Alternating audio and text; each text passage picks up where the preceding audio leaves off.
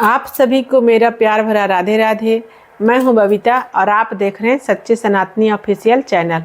बहुत बहुत स्वागत है आप सबको मेरे इस नए वीडियो में। इस वीडियो में हम चर्चा करेंगे कि क्या स्त्री मासिक धर्म में पूजा कर सकती है, भगवान की सेवा कर सकती है, कोई अनुष्ठान कर सकती है, क्या वो किचन में भोजन बना सकती है या नहीं बना सकती है। तो इसके बारे में एकदम सही जानकारी हम देंगे, जैसे कि आप सब उसको अनुभव भी कर सकते हैं और खुद से भी इसके बारे में सही गलत सोच सकते हैं और समझ सकते हैं। तो आइए हम लोग सब इसके विषय में विस्तार से जानते हैं। तो देखिए, आप सब जानते हैं कि हर स्त्री को उसका अपना एक स्त्री धर्म होता है, मासिक धर्म जिसे हम कहते हैं, जो हर स्त्री को महीने का कम से कम 5 दिन अशुद्ध माना जाता है।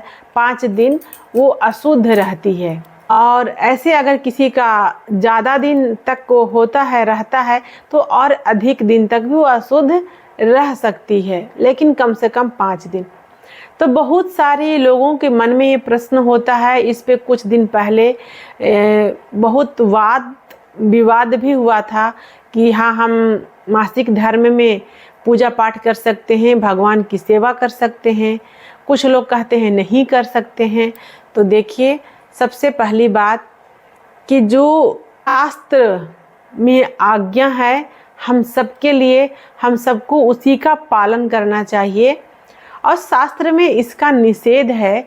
हम ये सब कार्य को नहीं कर सकते हैं तो हमें नहीं करनी चाहिए। कुछ लोगों का ये मन में प्रश्न है कि हम अपने घर में लड्डू गोपाल को रखे हुए हैं, उनको हम पुत्र भाव से रखते हैं, तो क्या उनको मासिक धर्म में हम सेवा कर सकते हैं, भोजन बना के उनको भोग लगा सकते हैं? तो नहीं, आप बिल्कुल भी नहीं लगा सकते हैं, क्योंकि वो आपके पुत्र तो हैं लेकिन वो भगवान भी हैं। एक सिर्फ पुत्र है, वो भगवान नहीं, और वो पुत्र भी हैं और भगवान भी हैं। तो भगवान को मासिक धर्म में स्पर्श करना निषेध है। मासिक धर्म में भोजन बना करके भोग लगाना बिल्कुल भी गलत है, नहीं करना चाहिए। आप अपने ठाकुर जी को घर के किसी अन्य सदस्य से सेवा करवा लीजिए 4-5 दिन। कोई भी नहीं है तो कोई पड़ोसी के बुलवा करके करवा लीजिए। कोई भी नहीं है तो वहाँ पे जो आपके मंदिर में और जो देवी देवता हैं उन्हीं को सौंप दीजिए कि आप सेवा कर लीजिएगा, कर दीजिएगा हमारे लाला को, और आप पर्दा लगा करके छोड़ दीजिए। और वो कोई और देवी देवता का भी स्थान वहाँ पे नहीं है, तो वो भगवान है। आप उनसे प्रार्थना कर दीजिए कि हे प्रभु, अब आप ही के द्वारा बनाए गए नियम के अनुसार मैं बंध चुकी हूँ और मैं आपको पूजा सेवा नहीं कर सकती हूँ। कुछ दिन के लिए आप अपनी सेवा स्वयं कर लीजिएगा। आप तो ब्रह्म है, आप सब कुछ कर सकते हैं। इतना बोल करके और आप सेवा छोड़ दीजिएगा। आपको दोष पाप बिल्कुल भी नहीं लगेगा। रह गई बात भोजन बनाने की, तो भोजन तो नहीं बनाना चाहिए, लेकिन अगर आप अपने घर में अकेले हैं, कोई और नहीं है भोजन बनाने वाले, तो आपको अपने उस दिन का, अपने उस टाइम को डेट याद होना चाहिए। डेट के अनुसार, समय के अनुसार याद रखिएगा और भोजन का थोड़ा थोड़ा सामग्री अलग निकाल करके आप एक प्लास्टिक में या छोटे छोटे बर्तन में आप रख लेंगे, जो कि उस दिन में उसको बनाना होगा जब आपको और भी सामान को स्पर्श नहीं कर सकते हैं और मजबूरी है आपको भोजन बनाना, क्योंकि आपके घर में कोई और बनाने वाले नहीं हैं। उस समय आप भोजन बना सकते हैं, परंतु उस भोजन को आप भगवान को भोग नहीं लगा सकते हैं, किसी भी पूजा पाठ में प्रयोग नहीं कर सकते हैं। अगर उस बीच में कोई आपके यहाँ साधु संत महात्मा भक्त आते हैं तो आप हाथ जोड़ करके बता दें कि हम आपके सेवा के लायक अभी नहीं हैं, हम आपका कोई सेवा नहीं कर सकते हैं, क्योंकि उन लोगों को जानकारी नहीं होता है। अगर आप अशुद्धि अवस्था में बनाया हुआ भोजन उनको देते हैं तो उनका अपना जो नियम है वो भंग होता है, जिसका पाप आपको लगता है। बहुत बड़ा दोष होता है इसका। तो आप ऐसा बिल्कुल भी ना करें। अपने पति और अपने बेटे को तो बिल्कुल भी भोजन उस स्थिति में बना करके ना खिलाएं। अब एकदम बहुत ही ज़्यादा इमरजेंसी हो, जो आपके पति बीमार हैं, बच्चे बहुत छोटे हैं, तो उसकी बात फिर अलग है, क्योंकि विपत्ति काल का दोष नहीं लगता हमें। और कुछ लोग जो बोलते हैं कि नहीं ऐसा कुछ भी नहीं है, यहाँ तक कि इसमें ये भी प्रसंग लोग बोल देते हैं कि द्रौपदी जी के जब रजस्वला स्थिति में चिरहरण हो रहा था तो भगवान उन्हें वस्त्र बन करके कैसे मतलब उनको स्पर्श किए थे, तो वो नहीं माने थे। तो देखिए ये वाला जो प्रसंग है ना, वो समझ का फेर है, वो एक बहुत ही अलग प्रसंग है। उस वक्त द्रौपदी जी विपत्ति काल में थी, तो विपत्ति में भगवान किसी की अवस्था नहीं देखते हैं। बोलते हैं भगवान विपत्ति में ना तो अवस्था देखते हैं ना तो व्यवस्था देखते हैं, बिना अवस्था और व्यवस्था देखे ही भक्त की रक्षा करने के लिए भगवान चले आते हैं। ये उनका अपना स्वभाव है।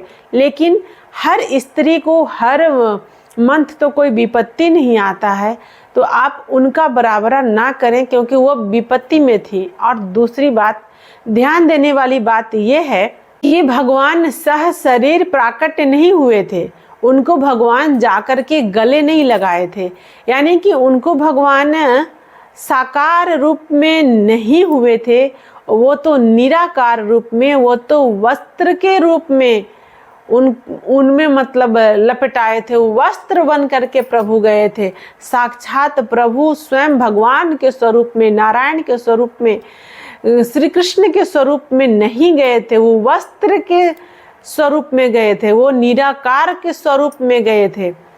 तो आप वहाँ पे ये भी ध्यान देने वाली बात है कि वस्त्र बन के प्रभु गए, साक्षात खड़ा होकर के सुदर्शन नहीं चलाए वहाँ पे।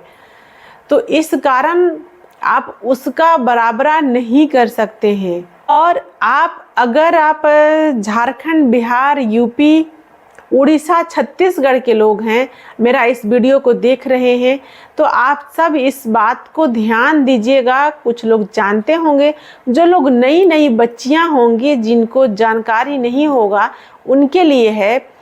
आप आजमा के देख सकते हैं क्या सही है क्या गलत है। कैसे आजमाएं? अगर आपके यहाँ कोई फूल है, फूल तो सबके छत पे होते हैं, सबके गमले में होते हैं।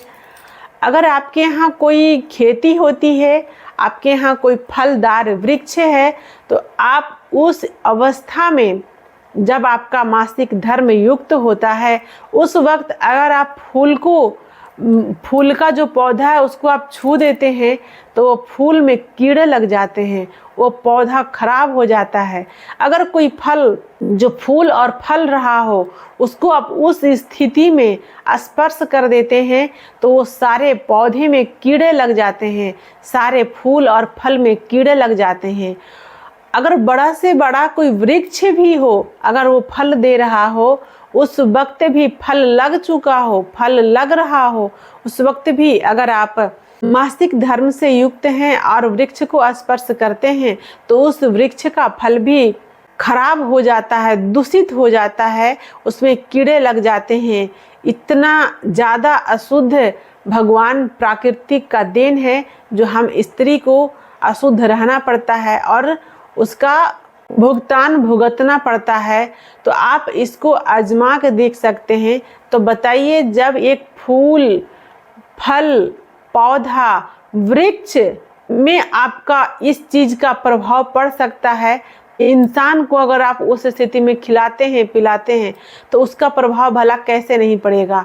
और जब वृक्ष को दिक्कत हो सकता है, तो भगवान के पास कैसे नहीं निषेध होगा, क्योंकि वहाँ पे तो बहुत सारे सकारात्मक ऊर्जा मौजूद होता है। जिस जगह पे आप पूजा पाठ करते हैं, तो आप अगर उस स्थिति में, उस स्थान में जाते हैं, उस मूर्ति को स्पर्श करते हैं, वहाँ पूजा पाठ के स्थान में, मंदिर में आप प्रवेश करते हैं, तो वहाँ से जितने भी सकारात्मक शक्तियाँ हैं वो अपने आप नष्ट हो जाएंगी, वहाँ से चली जाएंगी और आपके मंदिर में, आपके पूजे घर में सिर्फ नकारात्मक शक्ति बचा रह जाएगा, जिससे आपको बहुत ही ज़्यादा दिक्कतें का सामना करना पड़ेगा, बहुत ज़्यादा कष्ट होगा जो आप समझ नहीं पाएंगे, लेकिन आपके घर से देवी देवता भगवान चले जाएंगे।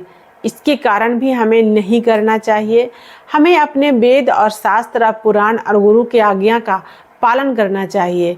इस वीडियो में इतना ही, मिलते हैं फिर अगले वीडियो में।